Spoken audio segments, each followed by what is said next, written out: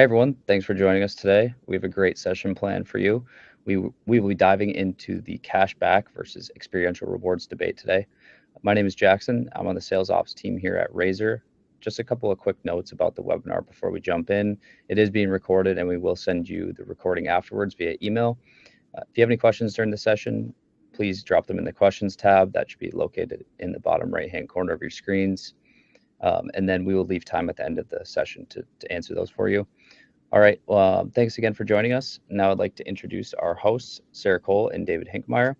Sarah is our VP at RAZR, and she's been a driving force in loyalty program development for top financial institutions for 13 years. She has 25 plus years of experience in loyalty, marketing, and technology. She crafts solutions that engage customers and fuel growth. She is a recognized thought leader, and she frequently speaks at industry events.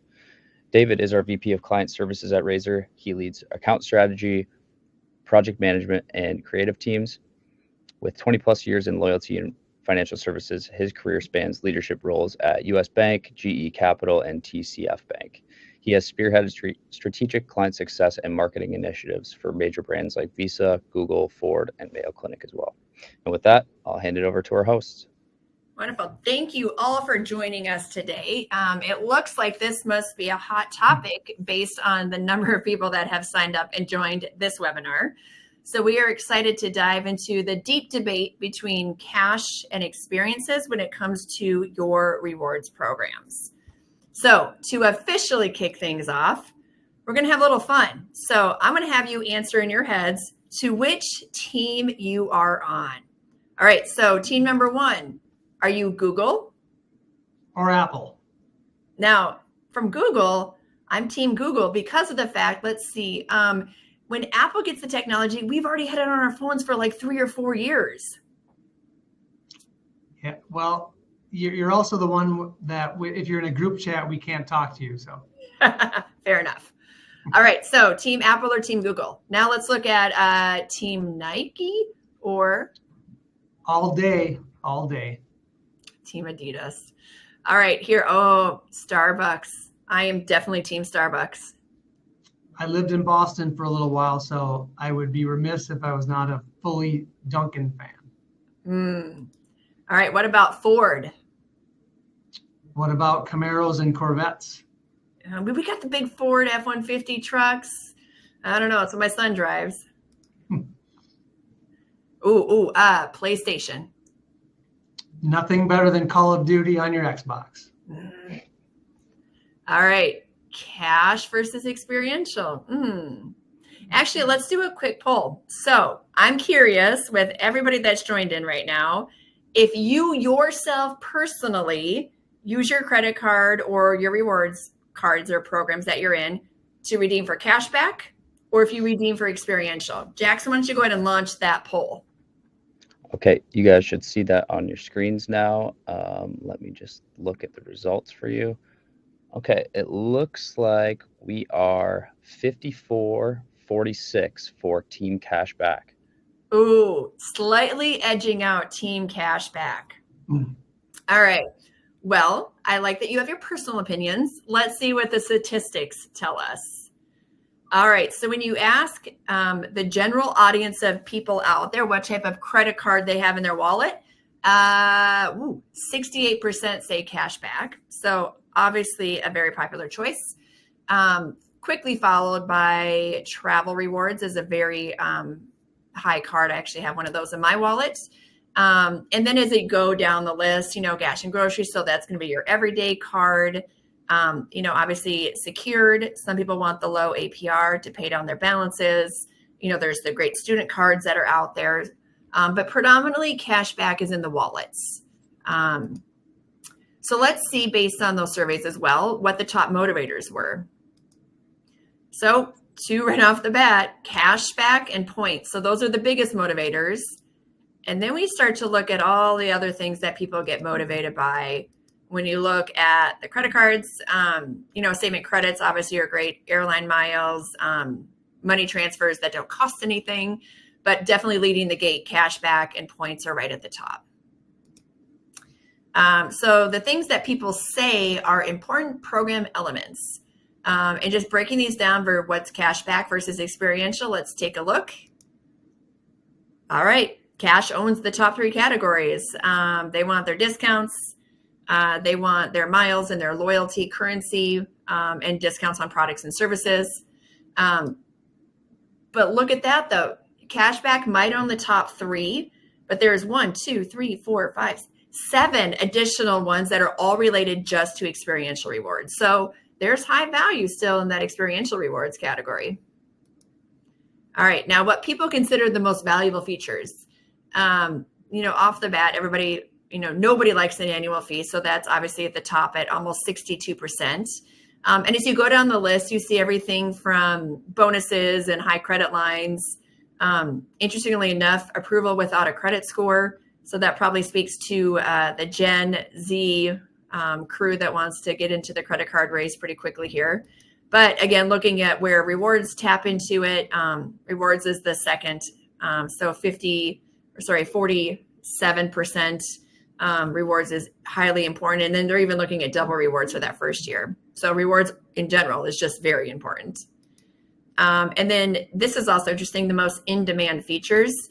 So these are what people consider the newer things that are coming out, things that are really important to them. So things like identity theft is on there, different things like that. I think it's important that we put this on here for these 2 things right here. So most in-demand features right now is paying off balances. So we're seeing a lot of that too, of people just wanting to get rewards, not only for purchasing on the cards, but also paying off on the cards. And then year-end bonuses are also a really great thing there. So what does that all tell us? Exploring cash versus experiential. Dave, what are your thoughts before we go into the personalities? Yeah, I think the biggest thing here is that it's as you'll kind of see over the next few minutes, it's not necessarily team A versus team B. We've had a lot of fun with that.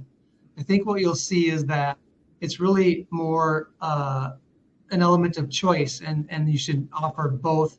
And just really the key is that you have to understand, as we'll talk about in a second, both of these sub populations, they act very differently, they perform very differently, and different expectations. So I think it's not A or B, it's really A and B. All right, so let's dive into that, because again, you have these members, both cash and both experiential members that live in your member base today in your audiences.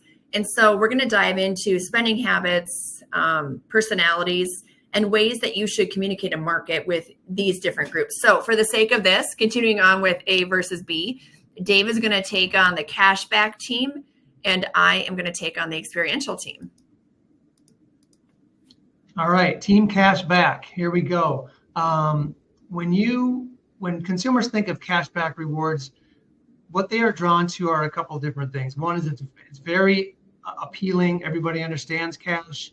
It's been around for a long time. It's an incredible incentive. It's also very straightforward, very easy to understand. And something that I like to talk about is it provides a tangible economic benefit, meaning people are very clear that if I spend this, I'm going to get money back. And that really speaks to a large, as you've seen with the statistics, a large broad stroke of our population. And then lastly, just to back it up, 2/3 of the people really prefer cash back when they're thinking about opening up either a savings, money market, or a DDA account. All right. Now on the flip side, on the experiential side, we really like rewards that give us personal choice. So I get to choose how to use my points, whether it's gift cards, whether it's trips, whether I want to go to a concert with them. I consider that in my world, it's like guilt-free spending. So I can go and do the things I want to do. I can have my fun trips, and I can do so just by using my points. And the thing, from an experiential perspective, that's so great is, unlike cash, which people use as fungibility, with experiential, we're tying it very specific to memories. So the dinner or the trip I was able to take, or we're tying it to something that's actually tangible in our hands. It's the water bottle. It's the headphones that I redeemed for. And when I can interact with my memories and I can touch those tangible things, and I'm putting my headphones on every day, I'm constantly getting reminded of the value that I get by using that credit card to make my everyday purchases. So diving deeper into the actual personalities. All right, we like to bring things to life here. So we're talking about people, and if you think of cashback redeemers, very practical, very pragmatic. They aren't looking for a lot of complexity. People are, as we all know, are in multiple loyalty programs, and they don't want yet another set of rules to understand. So very, very straightforward and very immediate benefit in terms of cash redeemers. Versus your experiential redeemers, they're going to be definitely more aspirational. We're very optimistic. We're excited for what the future is going to bring to us. We work for that. This group is going to aim for much larger rewards. They're the ones saving up for the TV, the trip, any type of those memorable type of experiences that they can get with their points. Just for the record, cash redeemers are also optimistic. I just want to True. Okay. Another characteristic of your cash redeemer, kind of a traditional characteristic, very budget conscious. Again, what you'll see is looking to use these rewards, the cashback rewards, for your routine everyday purchases, gas, groceries, etc. Usually higher frequency of transactions and lower amounts of those transactions. Yes. Whereas the experiential, what we really value in life is these lifestyle upgrades. So feeling VIP, being able to use our points again for dining and travel and events. And whereas the cashback, when I mentioned fungibility, they're using it as another source of income, right? To feed their daily purchases, but part of budgeting. Versus, again, on that experiential side, we're very much driven by kind of guilt-free spending, being able to save up for these trips and travels and events based on the points and the earnings. Risk adverse, again, straightforward financial tools. Most redeemers on the cashback side really see the cashback reward as just yet another extension of the financial tools that they have in their toolkit. So definitely looking short-term, more immediate results, and just want a nice, simple, straightforward solution. Mm-hmm. And the experiential, we often talk about them being status seeking. They like that what they earn on those cards can give them elevated status, additional perks, things tied to their higher level of accumulation of points. And as I mentioned, yeah, definitely in the cashback portfolio, you're going to see people that have really more of a shorter or maybe midterm focus. They want to take a certain action. They want to be rewarded with a certain benefit that comes, quicker than some of the longer term things that Sarah's talking about on the experiential side. And then on the experiential side, short-term focus versus long-term planners, they tend to save up large dollar volumes or large point volumes and then redeem it for more significant redemptions when they do make those redemptions. Okay, so in terms of spending, what you'll likely see, and this is important because all of your portfolios have both of these demographics within them. On the spending side, cashback redeemers, you're going to see, as I mentioned earlier, smaller rewards, definitely increased frequency, and with cash, as I'm sure you're all aware, that does have a tendency to be spent outside of your brand's ecosystem. Mm-hmm.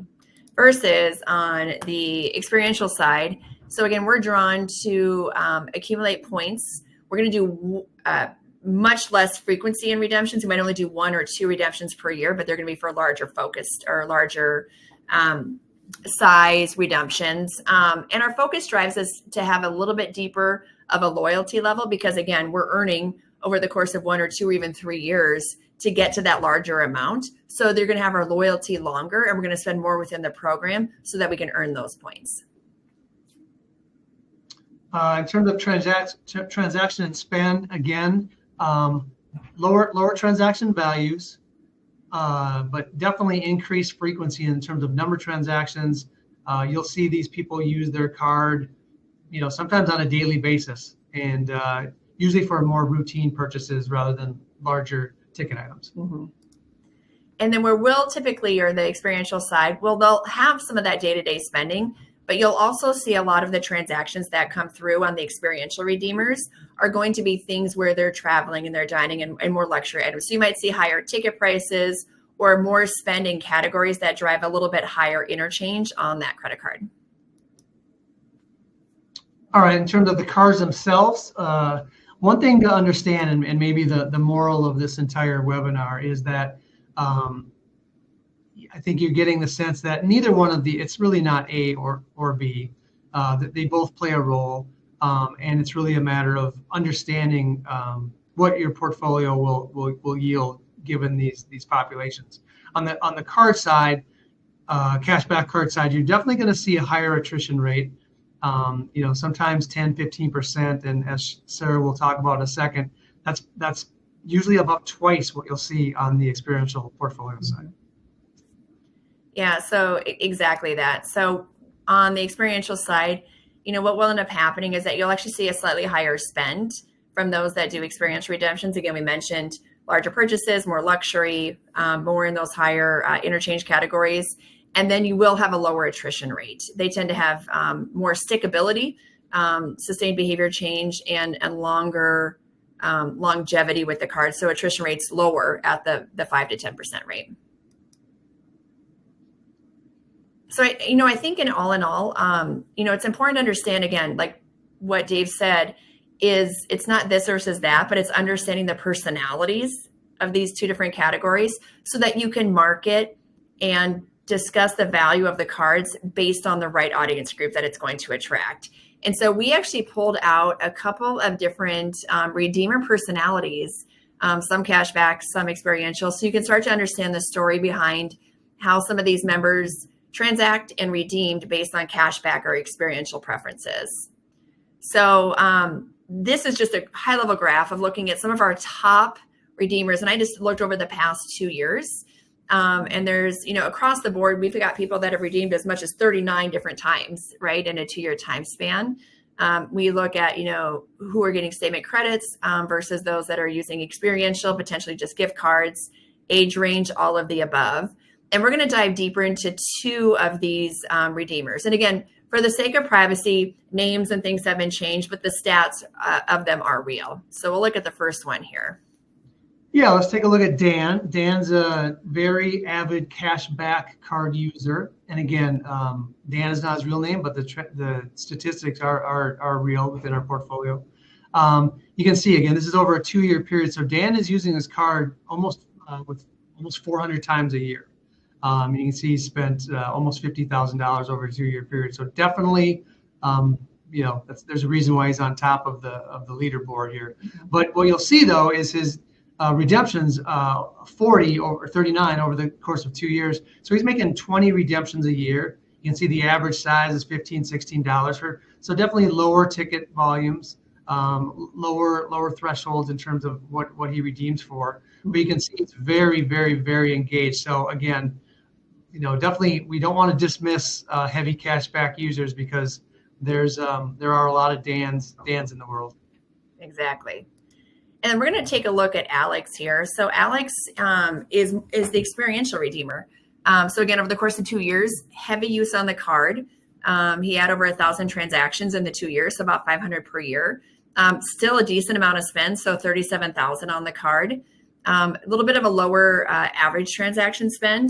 And we're just getting to understand a little bit more about our millennial Alex, where he likes to shop at frequently. So he likes the club stores. He likes the DIY stores. All of his subscriptions he's putting through this card. When it comes to redemptions, he still has done a significant amount of redemptions in the past 2 years. He's at 11 redemptions. So he's going in every few months and actively redeeming, but he's all redeeming for gift cards. And he's using gift cards across a variety of spaces, including where regular store visits occur. All right, now going to more of the bottom of the list for those that have had, just one redemption, and how have they engaged with the site having those just a one redemption in the time frame. So let's chat with Lisa for a second here, Gen X, and contrary to, kind of the picture we painted around cash redeemers, small amounts and very short or immediate term focused. As you well know, you'll have outliers in any portfolio, and Lisa is one of them. You can see here that, again, over the course of 2 years, she's averaging more than 100 transactions a year, put $10,000 on her card, and $800 statement credit. So she was definitely had a little longer term view of the world in mind. But again, you can see a very, very, very valuable cardholder from a performance and metric standpoint. Absolutely. And then taking a look at Jake. Jake is a millennial. He has a very simple strategy. He spends when it makes sense and he redeems when it makes sense and when it's worth it.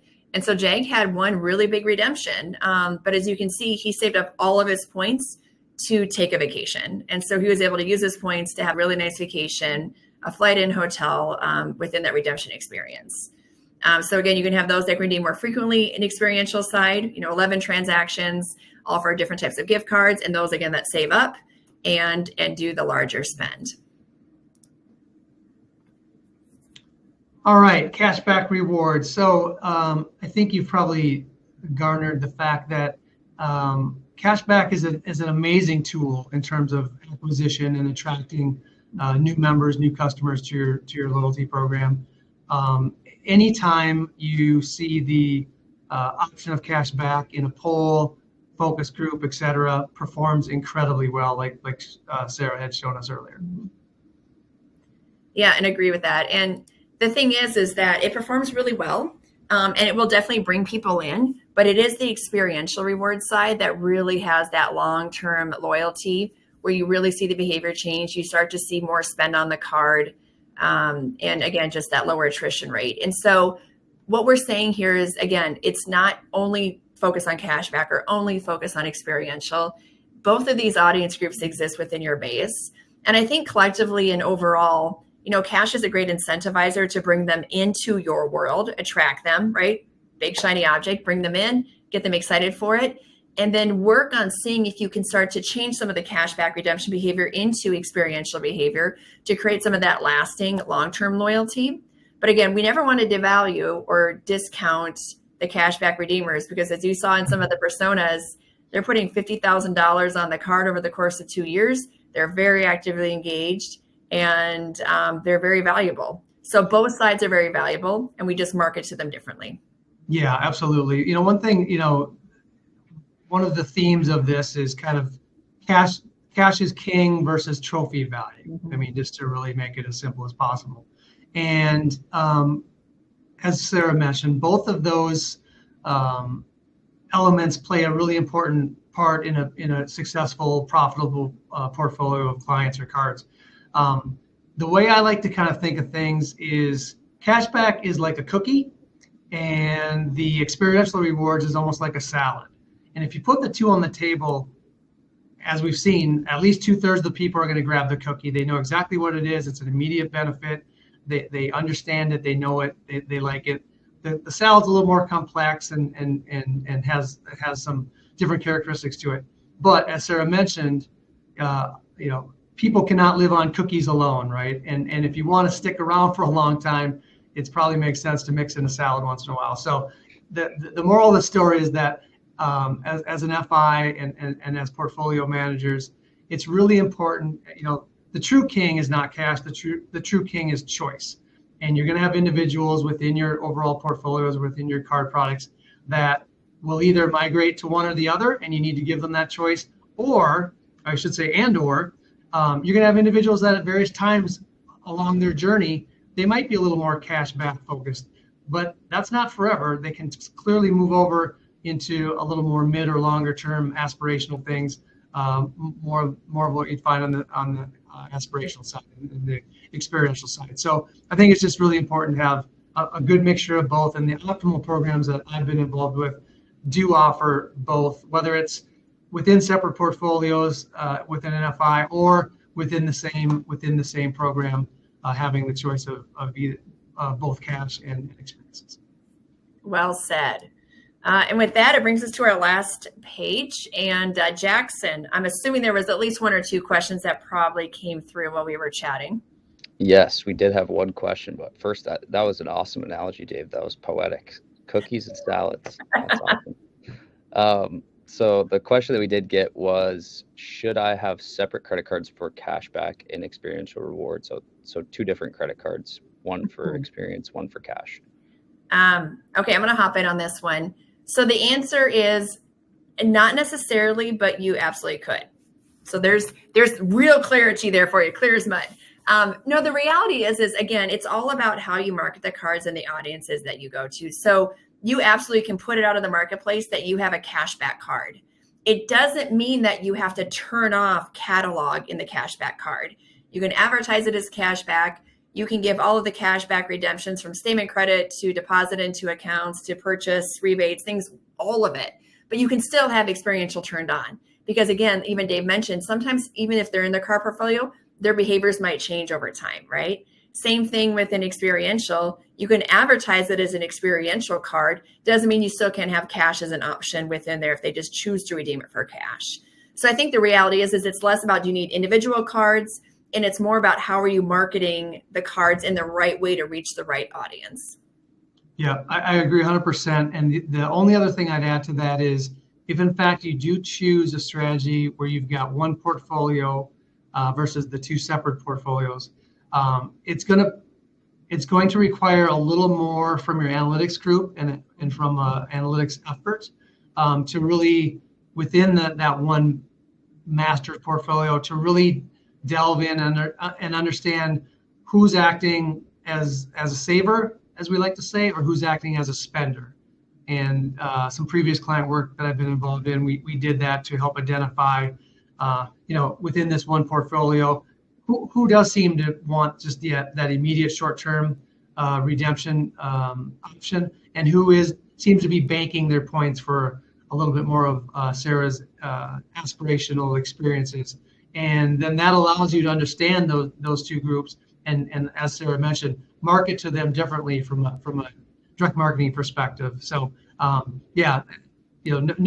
right or wrong answer. It's just again understanding that given whatever choice you do make, then there's certain expectations and things you'll need to take into account. Well said. All right, Yeah. well, I think that's it for our webinar. Thank you all for joining us. Jackson, if you want to wrap us up, and again, if you have any questions, just reach out to us. Yeah, thanks everyone. Like Sarah said, if you have any additional questions, please feel free to reach out to either Sarah or Dave directly. Thank you again for joining us, and we look forward to seeing you at our future webinars. See you, everyone. Thank you.